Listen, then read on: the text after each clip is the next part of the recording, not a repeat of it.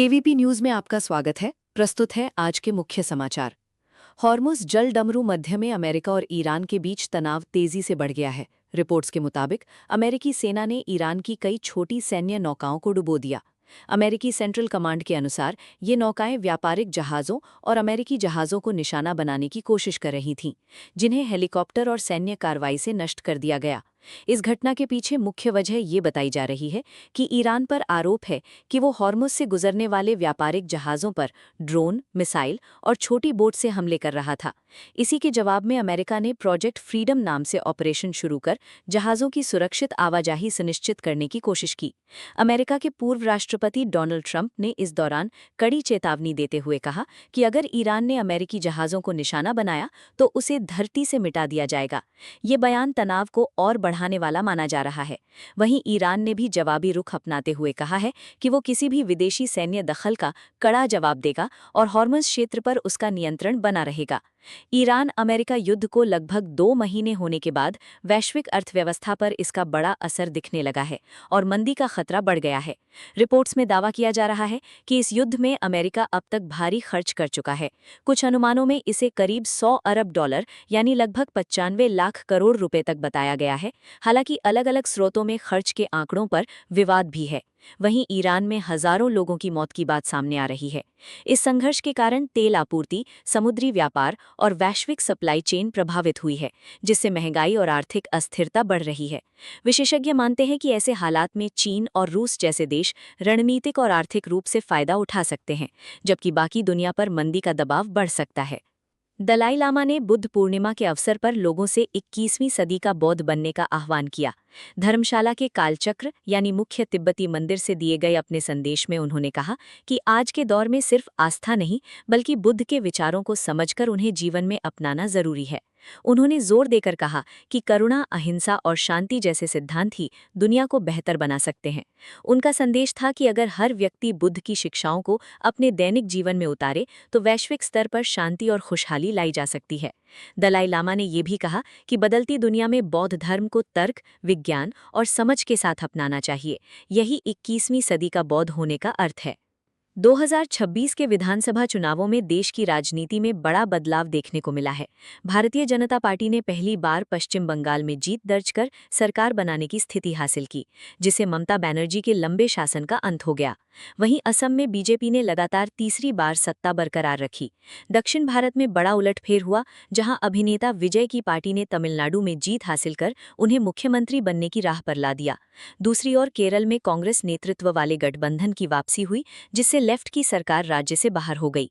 इन नतीजों से साफ है कि देश के कई हिस्सों में मतदाताओं ने बदलाव के पक्ष में वोट दिया और पारंपरिक राजनीतिक समीकरण टूटते नजर आए। तमिलनाडु विधानसभा चुनाव के दौरान एक दिलचस्प और बेहद करीबी मुकाबला सामने आया। तमिलागा वेट्री कड़गम के एक उम्मीदवार ने सिर्फ एक वोट से जीत दर्ज की, जिसने पूरे राज्य में चर्चा पैदा कर दी। इस सीट पर मुकाबला इतना कड़ा था कि आखिरी वोट तक नतीजा तय नहीं था। इसी बीच पार्टी मुख्यालय के बाहर भारी भीड़ और जश्न का माहौल देखने को मिला, जिसके चलते सुरक्षा बढ़ा दी गई थी। समर्थकों की बड़ी संख्या को संभालने के लिए पुलिस तैनात की गई थी। दूसरी ओर चुनावी हलचल के बीच ममता बनर्जी ने भी शाम 4 बजे प्रेस कॉन्फ्रेंस करने की घोषणा की, जिस पर सबकी नजरें टिकी रहीं। उत्तराखंड में एक महिला से ठगी का मामला सामने आया है, जहां आरोपी ने खुद को राहुल गांधी का पीए बताकर उसे चुनाव टिकट दिलाने का झांसा दिया। भरोसा जीतने के लिए उसने प्रदेश के बड़े नेताओं की आवाज भी सुनाई, जिससे महिला उसके झांसे में आ गई और पैसे दे दिए। बाद में ठगी का एहसास होने पर महिला ने पुलिस में शिकायत दर्ज कराई, जिसके बाद मामले की जांच शुरू कर दी गई है और आरोपी की तलाश जारी है।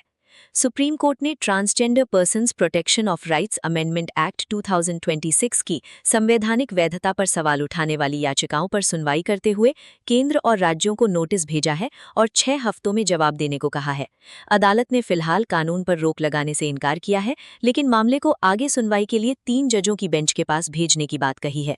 याचिकाकर्ताओं की ओर से वरिष्ठ वकील अभिषेक मनु सिंघवी ने दलील दी कि ये संशोधन ट्रांसजेंडर व्यक्तियों के खुद अपनी पहचान तय करने के अधिकार यानी सेल्फ आइडेंटिफिकेशन को खत्म करता है, जो पहले सुप्रीम कोर्ट के 2014 के फैसले में मान्य किया गया था। चंडीगढ़ में लेखिका मधु किशोर से जुड़े मामले में नया घटनाक्रम सामने आया है। उन्होंने पुलिस के सामने पेश होने के बजाय चंडीगढ़ कोर्ट में याचिका दायर कर अपने खिलाफ दर्ज एफआईआर की कॉपी मांगी है। उनका कहना है कि पुलिस ने अब तक उन्हें एफआईआर की प्रति उपलब्ध नहीं कराई, इसलिए कोर्ट से हस्तक्षेप की मांग की गई है। इस केस में पुलिस पहले ही उन्हें जांच में शामिल होने के लिए 2 नोटिस भेज चुकी है, लेकिन वो अब तक पेश नहीं हुई हैं। वहीं जिस वायरल वीडियो को लेकर विवाद हुआ, उसमें दिख रहे दंपति ने जांच में शामिल होकर अपना पक्ष रखा है। मामला एक अतिकथित भ्रामक वीडियो से जुड़ा है, जिसमें आरोप है कि गलत पहचान और आपत्तिजनक शब्द जोड़कर सोशल मीडिया पर फैलाया गया, जिससे एक संवैधानिक पद पर बैठे व्यक्ति की छवि प्रभावित हुई। रियलिटी शो स्टार बसीर अली का एक वीडियो हाल ही में सोशल मीडिया पर वायरल हुआ है, जिसमें वे एक कैमरामैन के साथ हाथापाई करते नजर आए हैं। रिपोर्ट्स के मुताबिक ये घटना प्रिंस नरूला की पार्टी के बाद हुई। दावा है कि कैमरामैन शराब के नशे में था और वहां मौजूद एक्ट्रेसेस और महिला दोस्तों पर आपत्तिजनक टिप्पणी कर रहा था। इसी बात को लेकर विवाद बढ़ा और बसीर अली ने गुस्से में आकर उसकी पिटाई कर दी। बताया जा रहा है कि उस दौरान शिव ठाकरे समेत कई टीवी सेलेब्स भी मौके पर मौजूद थे, लेकिन झगड़ा बढ़ते बढ़ते हाथापाई में बदल गया। इस घटना के बाद सोशल मीडिया पर लोगों की मिलीजुली प्रतिक्रिया सामने आई है।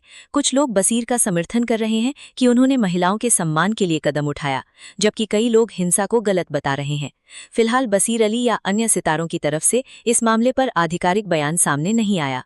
आईपीएल में मुंबई इंडियंस ने अपने इतिहास का सबसे बड़ा रन चेज करते हुए लखनऊ सुपर जायंट्स को 6 विकेट से हरा दिया। लखनऊ ने पहले बल्लेबाजी करते हुए 20 ओवर में 228 रन बनाए, जिसके जवाब में मुंबई ने 229 रन का विशाल लक्ष्य 18.4 ओवर में हासिल कर लिया। रोहित शर्मा 84 रन और रायन रिकल्टन 83 रन ने 143 रन की ओपनिंग साझेदारी कर जीत की मजबूत नींव रखी।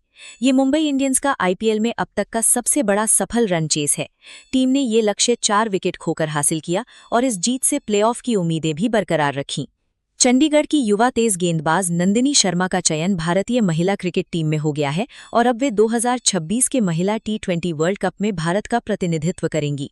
मीडिया रिपोर्ट्स के अनुसार 24 वर्षीय नंदिनी को पहली बार टीम इंडिया में मौका मिला है, जो उनके शानदार हालिया प्रदर्शन का नतीजा है। उन्होंने विमेंस प्रीमियर लीग में दिल्ली कैपिटल्स के लिए खेलते हुए 10 मैचों में 17 विकेट लिए और खास बात ये रही कि वे टूर्नामेंट में हैट्रिक और 5 विकेट लेने वाली पहली भारतीय गेंदबाज बनी। नंदिनी का ये प्रदर्शन ही उनके चयन की सबसे बड़ी वजह बना। चोट जैसी मुश्किलों के बावजूद उन्होंने वापसी की और लगातार अच्छा प्रदर्शन कर चयनकर्ताओं का ध्यान खींचा। वर्ल्ड कप इंग्लैंड और वेल्स में 12 जून 2026 से शुरू होगा, जहां भारतीय टीम की कप्तानी हरमनप्रीत कौर करेंगी।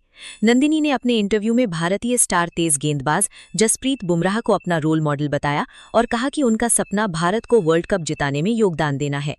इंडिया ए महिला टीम की युवा ऑलराउंडर अनुष्का शर्मा को इंग्लैंड दौरे के लिए T20 टीम का कप्तान बनाया गया है। वे टीम की अगुवाई करते हुए इंग्लैंड ए के खिलाफ 3 मैचों की T20 सीरीज में उतरेंगी, जिसकी शुरुआत 20 जून से होगी। अनुष्का हाल ही में सीनियर स्तर पर भी डेब्यू कर चुकी हैं और लगातार अच्छे प्रदर्शन के दम पर उन्हें ये बड़ी जिम्मेदारी मिली है। चयनकर्ताओं ने उन्हें भविष्य के लिए मजबूत लीडर के रूप में देखा है। घरेलू क्रिकेट में भी उनका प्रदर्शन शानदार रहा है। वे सीनियर वनडे टूर्नामेंट में टीम को खिताब जिता चुकी हैं, जिससे उनकी कप्तानी क्षमता पहले ही साबित हो चुकी है। कप्तान बनाए जाने पर अनुष्का ने कहा कि वे टीम के लिए अपना बेस्ट देने की कोशिश करेंगी और इस मौके को सीखने और खुद को साबित करने के तौर पर देखती हैं।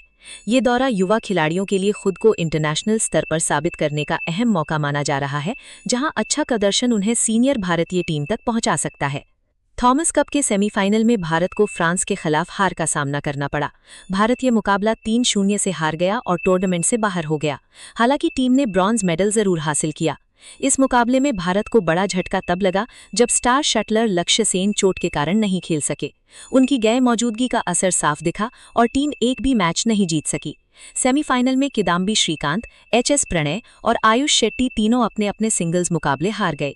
सांस के खिलाड़ियों ने लगातार तीनों मैच जीतकर भारत को बाहर कर दिया और फाइनल में जगह बना ली। इस तरह भारत का खिताब बचाने का सपना टूट गया, लेकिन टीम ने सेमीफाइनल तक पहुंचकर ब्रॉन्ज मेडल हासिल किया।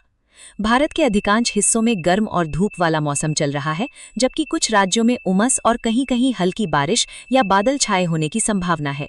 उत्तर भारत में दिन भर तेज गर्मी रहने के साथ साथ लू का असर भी महसूस हो सकता है। वहीं पूर्वोत्तर और कुछ तटीय क्षेत्रों में उमस और हल्की बारिश की गतिविधि देखी जा सकती है।